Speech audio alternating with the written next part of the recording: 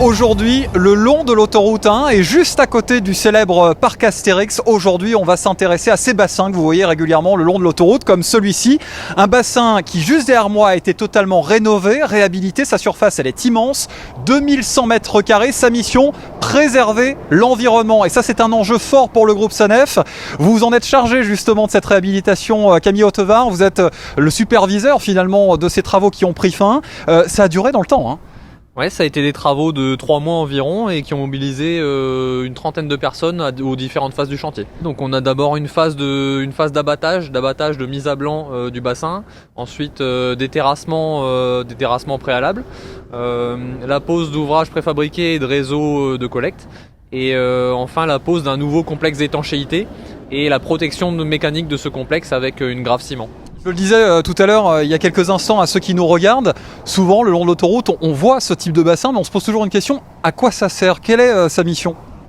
Sa mission, ça va être de collecter et de traiter la pollution. Il faut savoir que les véhicules qu'on voit le long de l'autoroute génèrent de la pollution, que ce soit par les hydrocarbures, les métaux lourds et les sédiments de la route. Ces polluants vont se mélanger avec les eaux de pluie et peuvent se déverser dans le milieu naturel. Ici, en l'occurrence, on a un rue qui circule derrière le bassin. Donc ça, c'est sur la pollution chronique. Mais il peut aussi y avoir des accidents. En cas de pollution accidentelle, on va avoir des déversements de matières dangereuses par exemple. Donc dans ce cas-là, on peut confiner la pollution et éviter qu'elle ne se déverse dans le milieu naturel. Une petite question, l'eau elle vient d'où? Toute l'eau qui est dans le bassin qu'on peut voir derrière vient de l'autoroute, de la section courante. Et elle est collectée par le réseau latéral et acheminée dans le bassin via la buse qu'on aperçoit derrière. C'est évidemment de l'eau de pluie.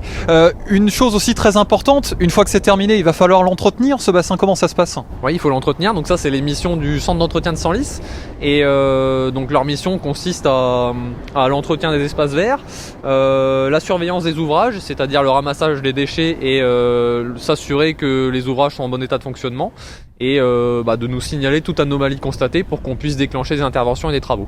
Merci beaucoup Camille, un bassin anti-pollution tout beau, tout neuf, et ce n'est pas le seul qui a été rénové durant l'année 2021, une soixantaine au total pour un budget d'environ 6 millions d'euros, et en 2022 une trentaine d'autres bassins vont également être rénovés pour un budget cette fois-ci d'environ 5 millions d'euros.